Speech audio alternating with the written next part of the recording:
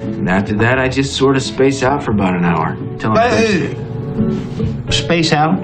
Yeah, I just stare at my desk. But it looks like I'm working. Well, if you're tired of spacing out and putting off the things that you know you really need to do in your life in order to be successful, if you are just sick and tired of procrastination and you want to nuke it from orbit, you need the Rule of 50. I'm John Benson, and this is Sales Copy Secrets.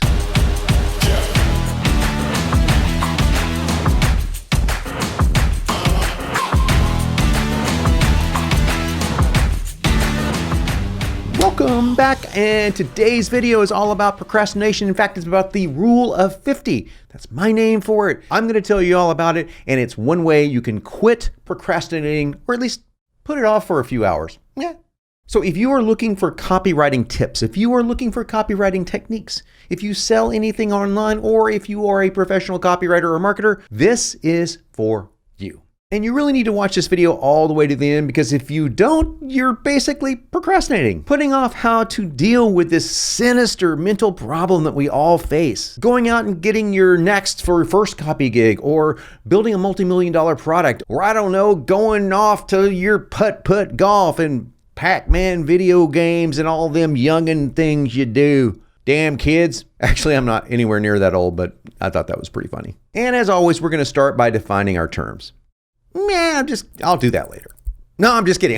I'm not going to procrastinate defining terms. But since you probably know what procrastination means, most of us do, I'm going to give you my definition of procrastination, okay? Think of this as my rock star, multi-millionaire, copywriting pro, marketing pro definition of procrastination. And no, I wasn't saying a bunch of keywords for the algorithm, not at all.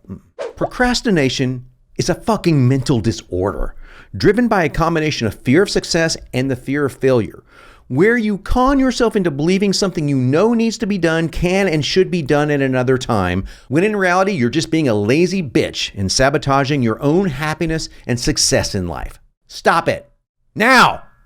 I wish it was that simple, but that is a good definition, you gotta admit. Well, maybe procrastination is a simple fix. What if it was? And what if there was really one simple trick you could do to really nuke procrastination forever?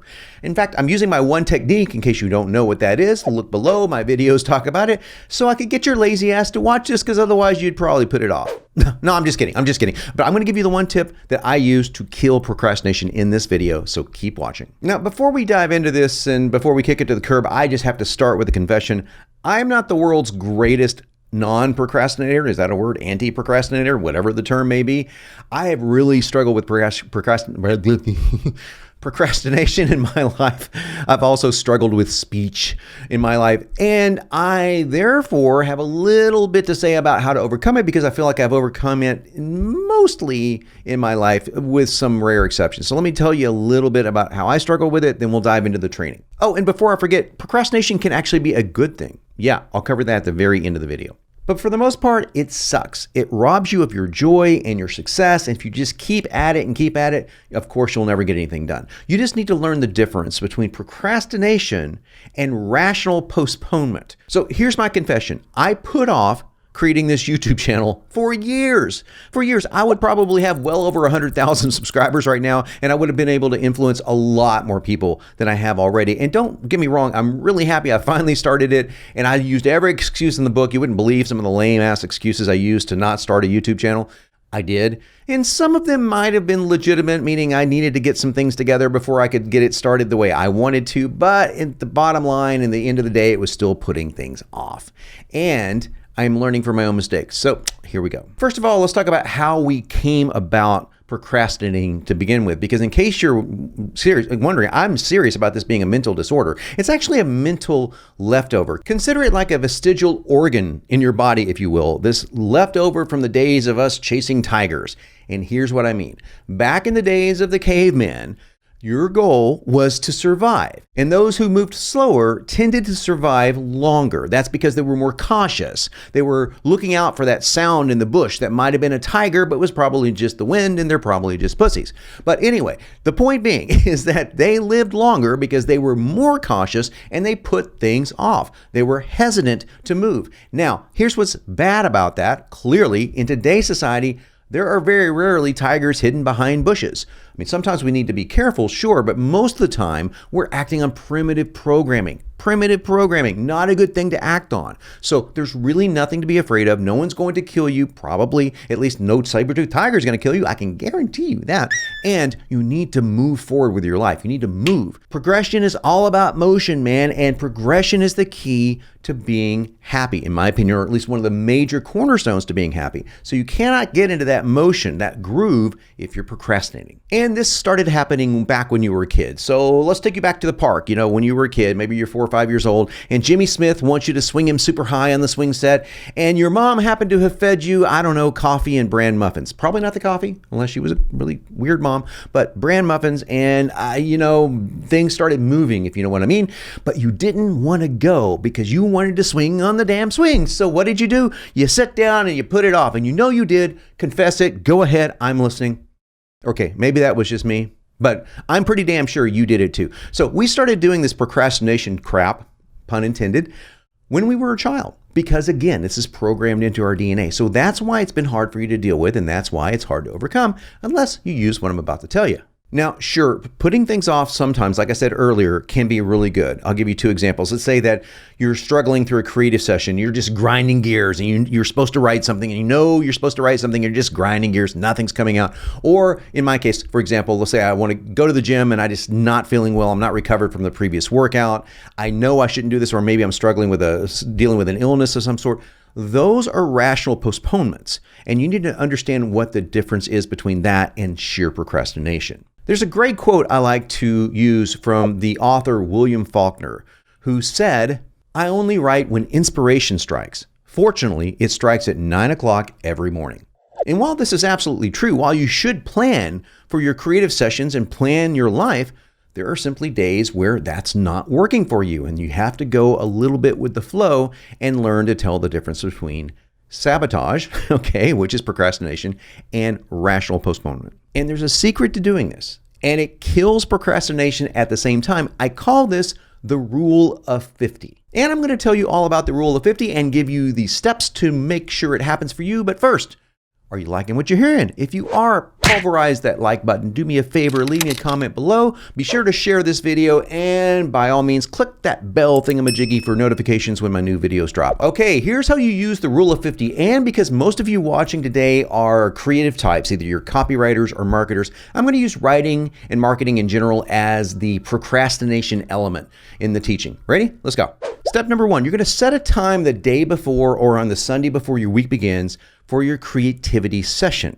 Now, this can be a session of copywriting or product creation. It doesn't really matter. Step number 2, you're going to block off 50 minutes for your session. Why? Because 1 hour is a segment of time your brain is used to. 50 minutes will create an odd sense of urgency, and you'll end up working faster. I know it's kind of weird, but there's another reason for that 50 minutes I'm going to explain in just a moment.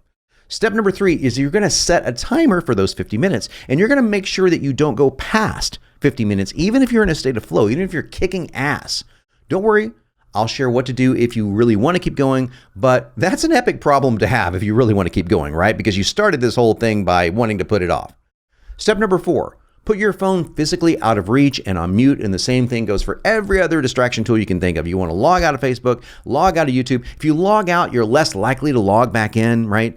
Shut yourself off from it if at all possible. Now, if you need a computer, and you probably do, and probably need internet access, then fine. But if you do not, go into a room where none of these are present, like if you're just writing on a notepad, for example. Step number 5 is you make a simple deal with yourself. I'll write or create or whatever for 5 minutes, no matter how uninspired I feel. If after 5 minutes nothing is happening, I will allow myself to reassess. Doesn't mean that you'll quit. You'll just reassess the situation. Do you want to do another 5 minutes? Do you want to keep going? Do you want to quit?